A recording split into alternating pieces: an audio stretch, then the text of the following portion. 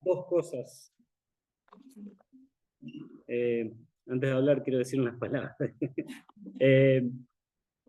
Primero, no lo estamos visitando de Baigorria, porque ese es del viernes que andamos por acá. Estamos en un campamento, salimos el viernes a las 5 de la tarde de casa y todavía no llegamos. Así que los visitamos de acá, ¿ves? Estamos en la zona. Y lo otro, por un momento me trasladé en el tiempo y casi como que estaba en la casa de mi abuela viendo Grandes Valores del Tango. Los que se ríen son personas de riesgo.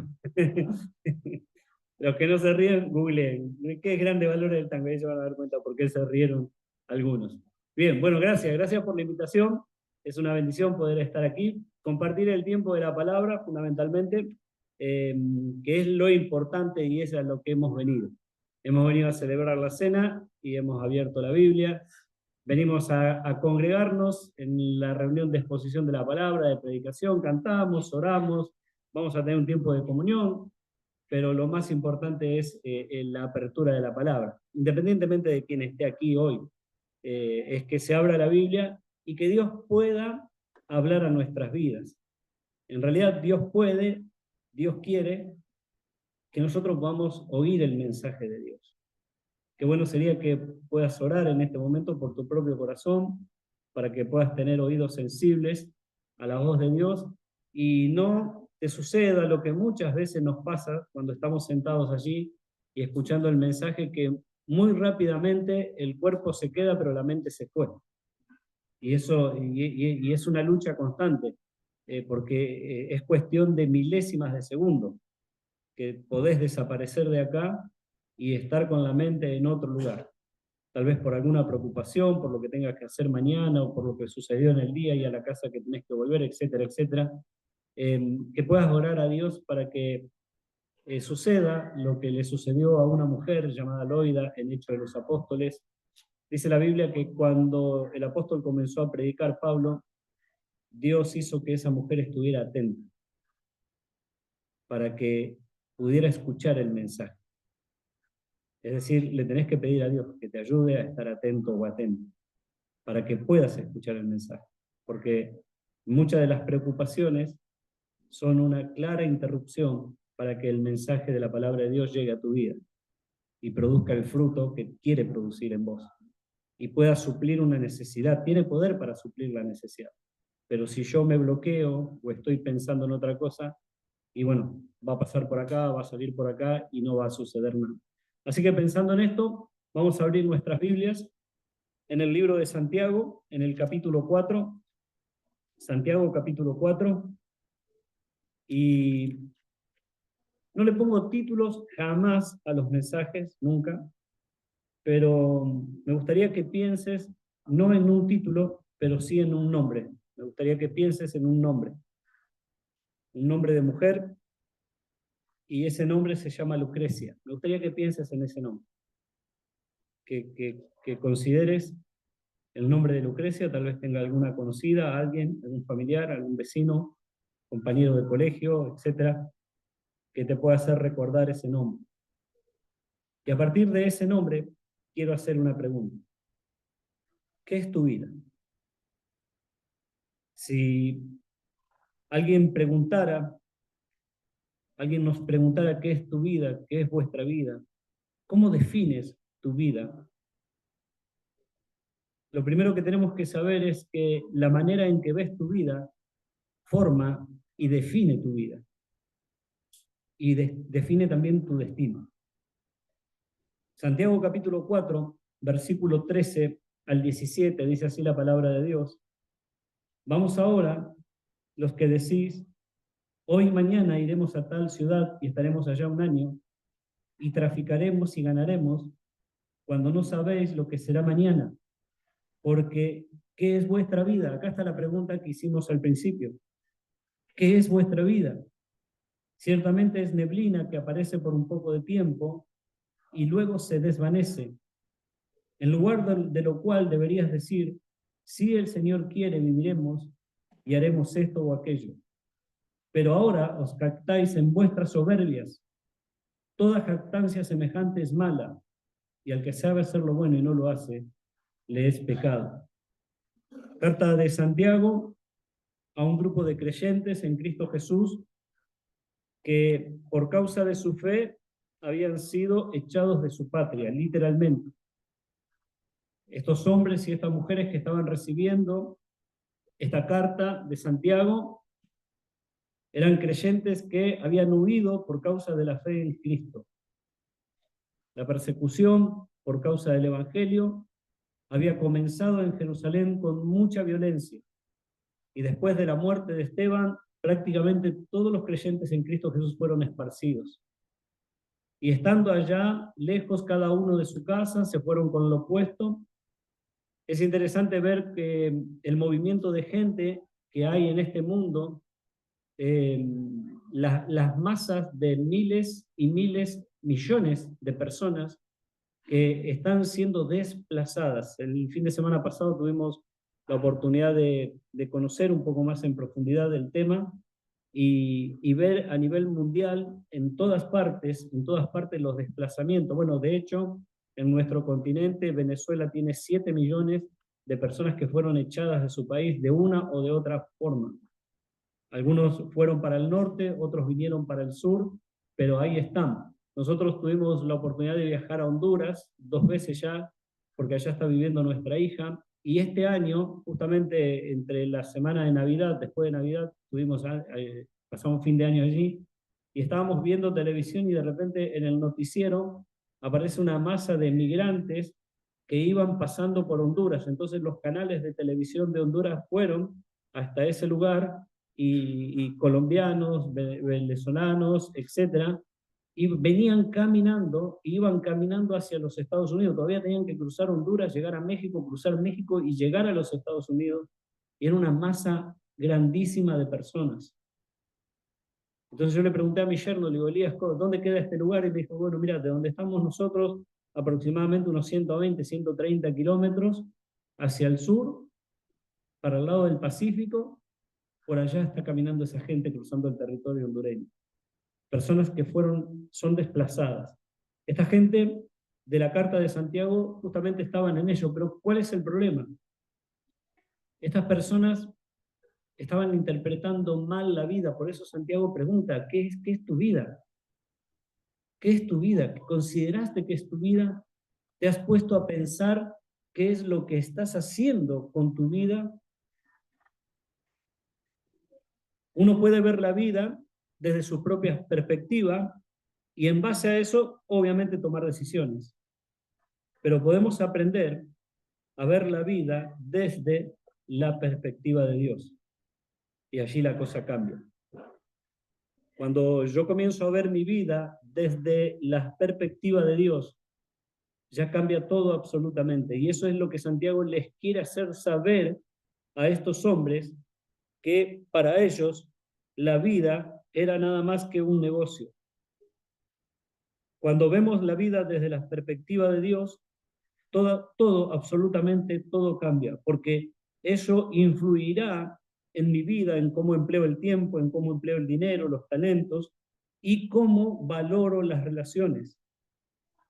Cuando yo aprendo a ver la vida desde la perspectiva de Dios, eso va a influir en el uso del tiempo, en el uso del dinero, en el uso de los talentos y en el valor que les damos a las relaciones. Estos creyentes, verso 13 del capítulo 4 de Santiago, veían la vida como un negocio. ¿Sabes qué decían ellos? Bueno, vamos, mañana vamos a tal ciudad, allá vamos a estar un año, vamos a traficar, vamos a ganar. Eso es muy común en la sociedad. De hecho, yo te hacía mención de la sociedad hondureña. Bueno, ahora están teniendo un serio problema con el nuevo gobierno de Donald, y no justamente el pato Donald. Está enviando a todos los inmigrantes de vuelta. Y es terrible, es terrible. El otro día me llamó Yanni y dice, ¿sabés qué sucedió? Dice, hay una chica conocida nuestra, creyente, amiga nuestra. Su papá hace 25 años que se fue a Estados Unidos. Se fue a Estados Unidos, dejó a la mujer, dejó a los hijos, le dejó la casa y él se fue. Obviamente formó otra familia. 25 años. Este hombre salía del supermercado Y así como lo agarraron saliendo del supermercado, lo pusieron en un avión y lo mandaron de vuelta a Honduras. Y ahora está como Adán en su casa sin nada. Su esposa lo recibió, sus hijas lo recibieron. Porque este hombre dijo, bueno, yo voy, hago, trafico, gano, hago negocio, hago una empresa, formo, voy a estar, y no sabía qué iba a pasar el día de mañana. Él jamás pensó que iba a haber un cambio de gobierno, que este gobierno iba a tomar otras decisiones. De hecho, nosotros no sabemos qué va a suceder el día de mañana. A ver, tenemos planes para mañana, creemos que mañana podemos ir al colegio, ir a trabajar. De hecho, ya algunos han dejado la ropa preparada, planchadita, la comida, etcétera, etcétera. Pero eso es lo que nosotros creemos que podemos hacer mañana. Ahora, ¿dónde está firmado que lo vas a hacer mañana? Porque ¿qué es la vida? Si realizáramos una encuesta con la pregunta, ¿cómo defines tu vida? Bueno, hay un muchacho que nos lleva material a nosotros al taller y, y es un personaje con todas las letras.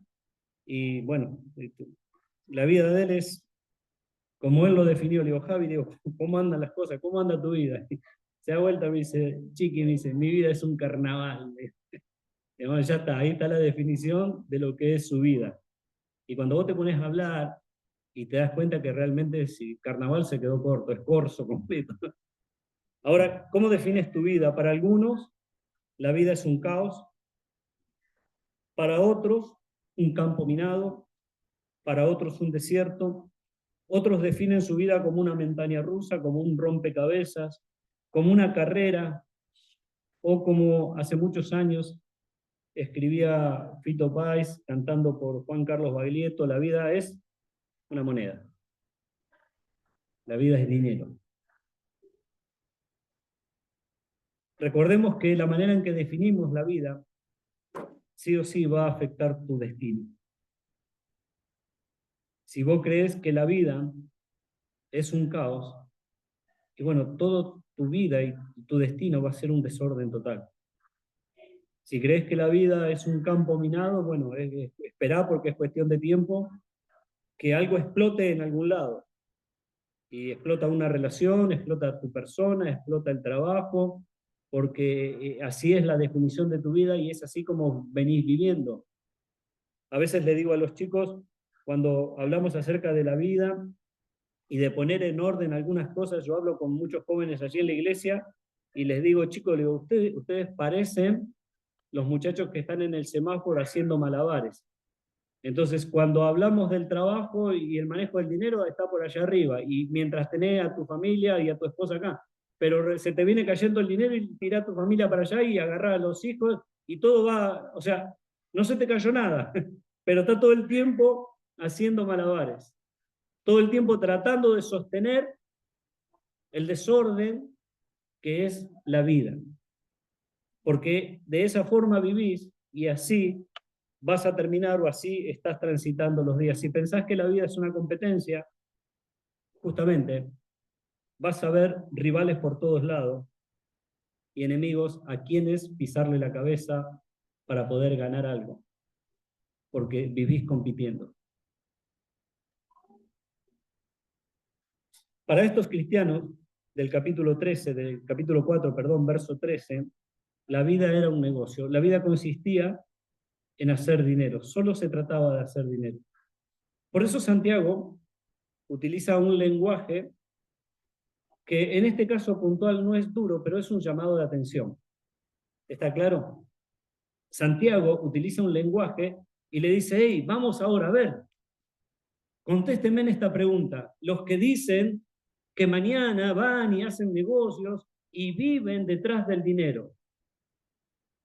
Porque para ellos la vida consistía en plata, plata y plata.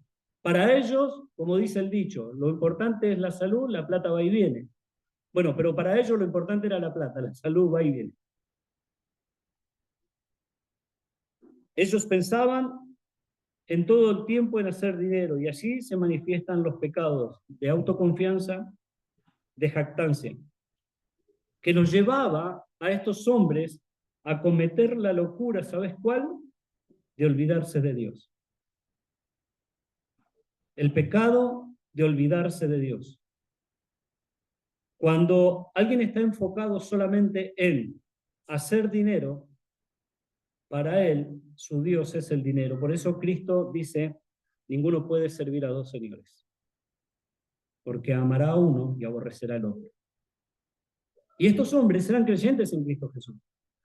Santiago les escribe justamente exhortándoles y diciéndoles que cambien esa forma de pensar con respecto a la vida. Ahora, para vos y para mí, ¿qué es la vida? Tal vez la vida no tengas problemas con el dinero. ¿Quién tiene problemas con el dinero en Argentina hoy en día?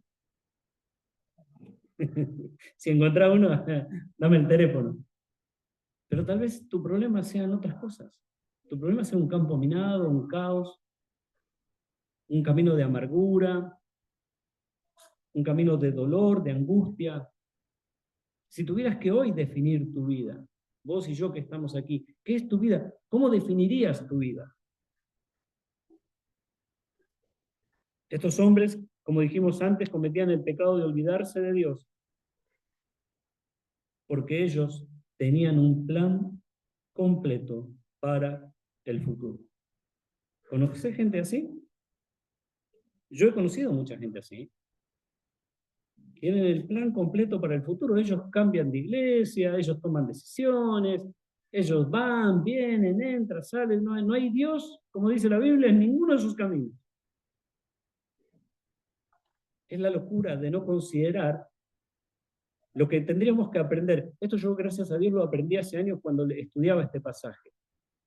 Siempre, siempre, de hecho hoy te contestaba a vos, Esteban, en el mensaje, Esteban me decía, Rubén, te esperamos a las 19 horas, y siempre a todos le contesto, allí estaremos, Dios mediante.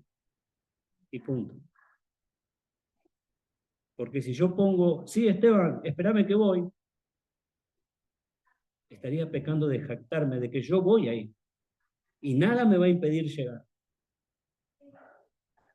Ahora, vos y yo tenemos que aprender a poner el si Dios quiere, a entender que si Dios quiere, haremos tal o cual cosa hoy y mañana.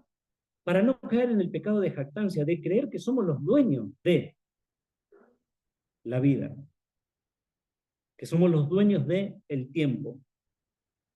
Lo cierto es que ante la pregunta ¿qué es vuestra vida?, la Biblia lo define de esta forma. Verso 14. Ciertamente es neblina que aparece por un poco de tiempo y luego se desvanece. Ciertamente, ¿qué es la vida? Es neblina que aparece por un poco de tiempo y se desvanece. Dos definiciones que podemos encontrar rápidamente, y hay más, obviamente, hay muchas más, con respecto a qué es la vida. Y la primera está en este texto que acabamos de leer. ¿Sabés qué es la vida? La vida es tiempo. La vida es tiempo. Por eso Santiago usa la figura de neblina. ¿Te ha tocado salir a la ruta en esta época? De hecho, hemos visto varios accidentes en este tiempo, cuando de repente salís a la ruta y hay una neblina que no se ve absolutamente nada. En el mejor de los casos, te obliga a tirarte a un costado y esperar para que se disipe. Y es increíble porque pasan las horas, 3 o 4 horas, depende cómo esté el día, el viento, etcétera, etcétera. Y ese mismo lugar donde vos no pudiste transitar porque no se veía absolutamente nada, de repente está totalmente despejado. Como si nunca hubiese habido nada, pero horas atrás había una pared ahí de neblina. Y Santiago, teniendo en mente esto, dice, eso es la vida. Che, pero estuvo acá, pero no pudimos hacer nada, no pudimos avanzar, tuvimos que suspender, tuvimos que salir más tarde porque hubo accidente, etc. Y ahora no está. Eso es la vida. Familiares, amigos, seres cercanos no están. Porque el tiempo de vida sobre la tierra se terminó, porque la vida es tiempo, entre otras tantas definiciones. La vida es tiempo. Los lectores primarios de la carta, estos judíos, como decíamos antes, convertidos al cristianismo, que habían sido dispersos por su fe en Cristo Jesús, tenían una práctica pecaminosa acostumbrada entre ellos. ¿Sabes qué? Era la jactancia. No quiero hablar mal de los judíos porque ellos tienen la fama de, y la tienen bien ganada, ellos son comerciantes. No sé si hay algún judío entre nosotros, y no quiero que lo tome mal, pero es difícil ver un judío pobre, porque aún entre la comunidad se ayudan, ¿no? Para levantar el negocio y para que funcione el negocio, y ellos, ¿por qué? A ver, ¿por qué la mayoría de los judíos tienen plata? Pues trabajan y trabajan y trabajan. Eso es lo que Santiago está diciéndole en cuanto se jactan de sus trabajos y el del día del mañana, porque la Biblia no ataca el trabajo. Vos decís, bueno, qué grande, Chiqui está diciendo que no hay que trabajar. No, hay que trabajar, porque si no trabajas no vas a comer. Pero el tema es invertir el tiempo, gastar el tiempo y jactarse del uso del tiempo, ¿en qué? En el negocio. Con el objetivo de hacer qué cosa? En la vida, solamente dinero. Lucas capítulo 12, hay un ejemplo muy claro con respecto a cómo Cristo trata con este tema. Lucas 12, verso 13, y dice así el Evangelio. Lucas capítulo 12, verso 13. Le dijo uno de la multitud: Maestro, di a mi hermano que parta conmigo la herencia. Lucas capítulo 12, verso 13.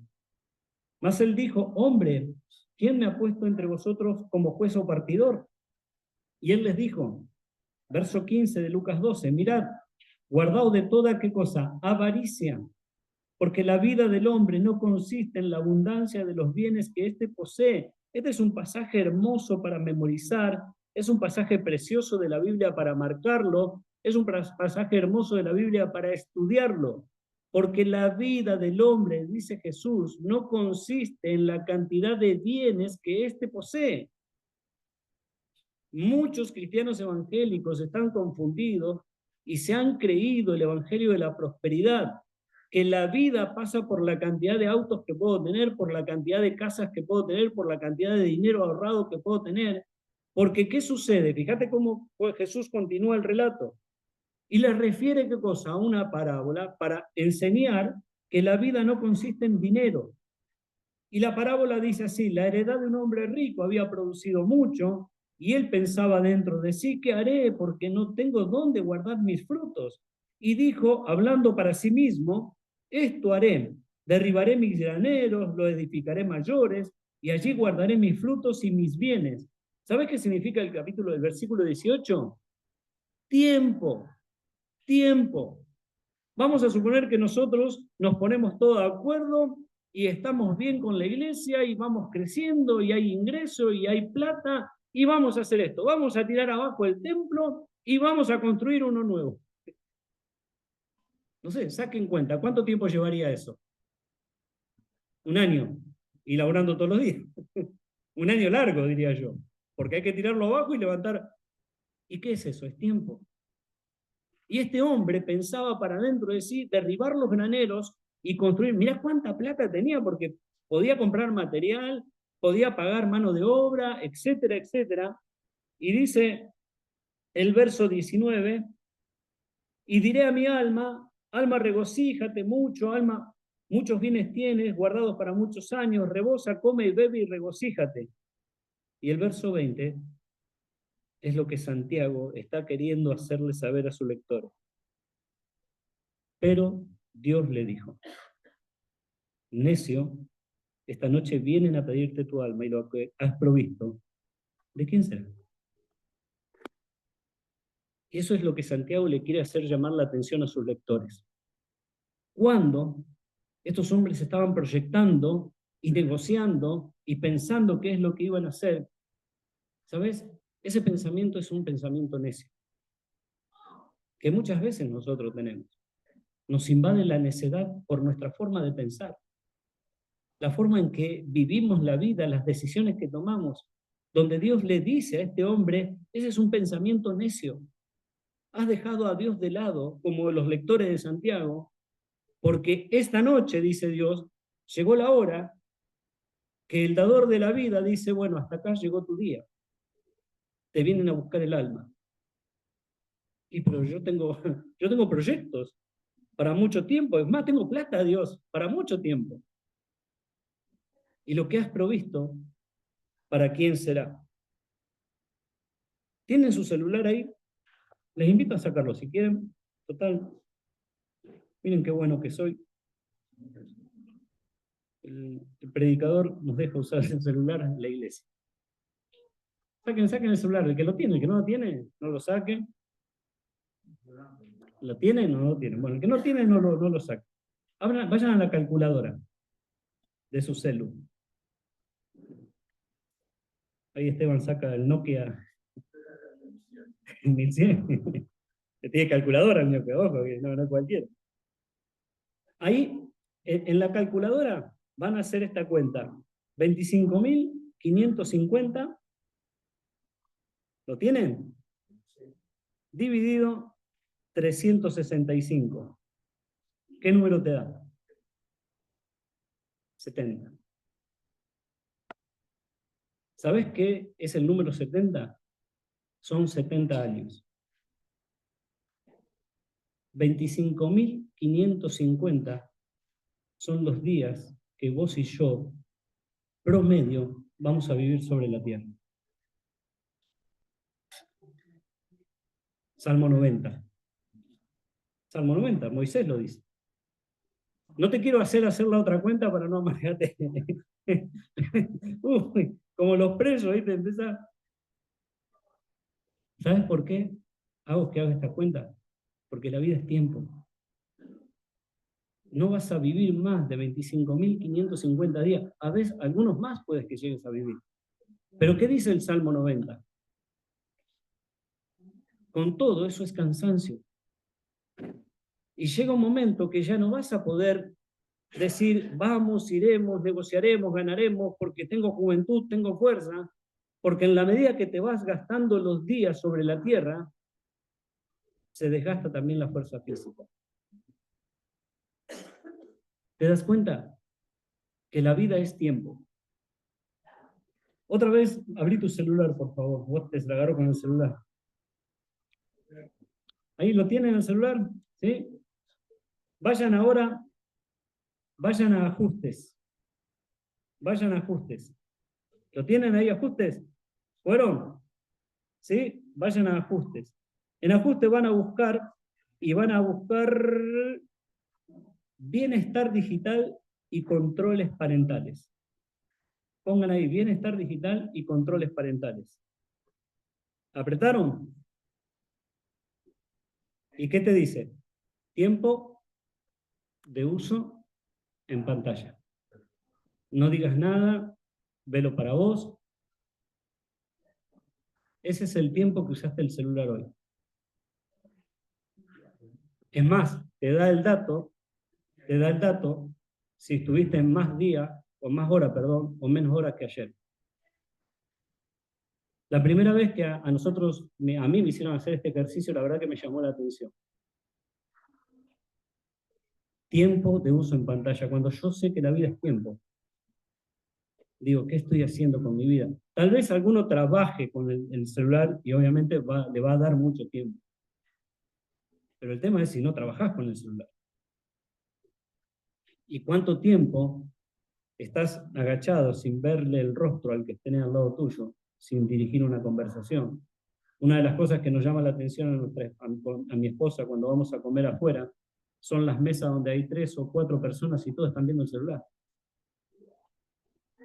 Y yo digo, ¿para qué salen a comer afuera? Si pudiesen pedir una pizza y se quedan en la casa. O esos papás que llevan a los chicos al parque y el nene está en la hamaca y él está con el celular. Esa desconexión que hay y ese gastar tiempo en la nada misma y no disfrutar el tiempo con las personas y las relaciones.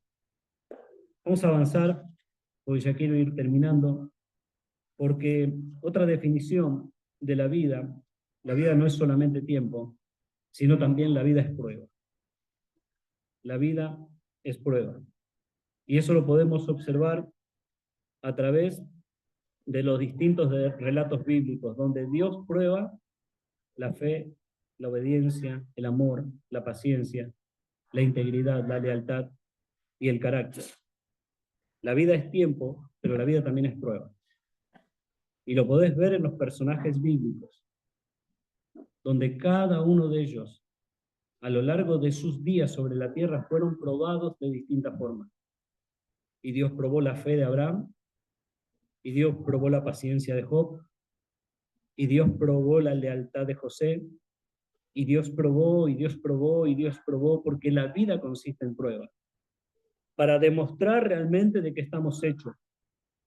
Porque es a través de las tribulaciones, de las tentaciones, de las pruebas, de los conflictos, de la riqueza y de los problemas y de las enfermedades, es que Dios nos ayuda y nos enseña a desarrollar un carácter, a desarrollar un carácter.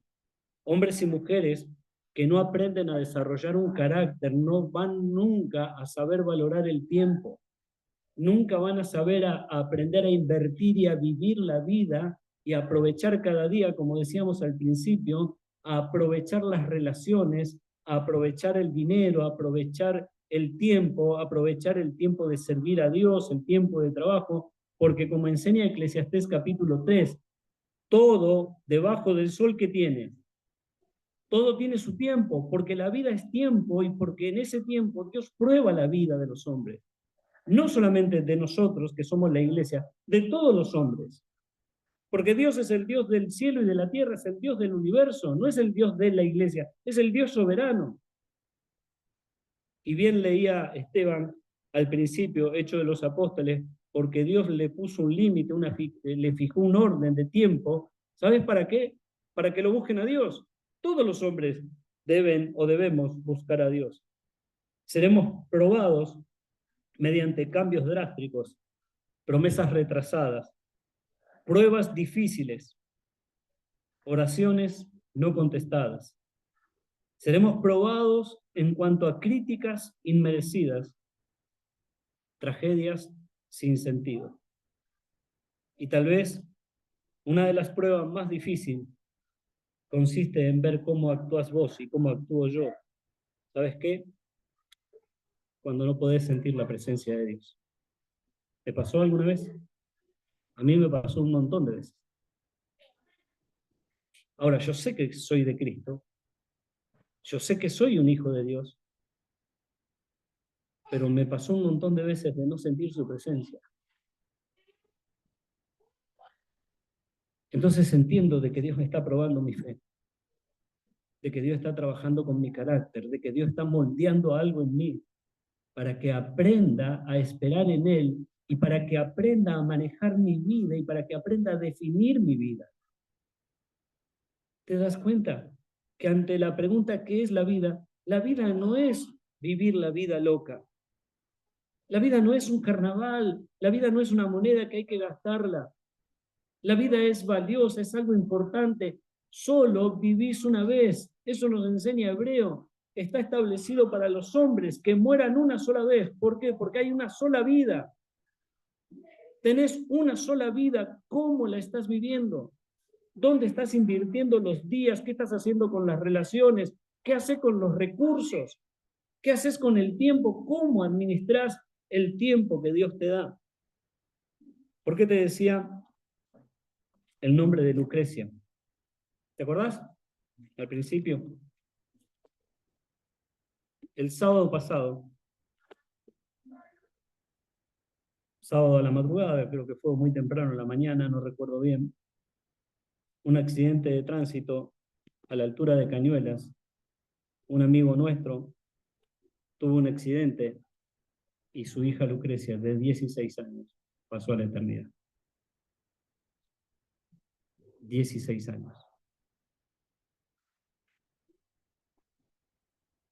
¿Cuántos años tenés? ¿Qué estás haciendo con tu vida? ¿Qué es la vida? ¿Te preocupa el dinero ahora? Vamos a suponer que ese papá que manejaba el auto esté sentado acá. ¿Y vos estás preocupado por el dinero?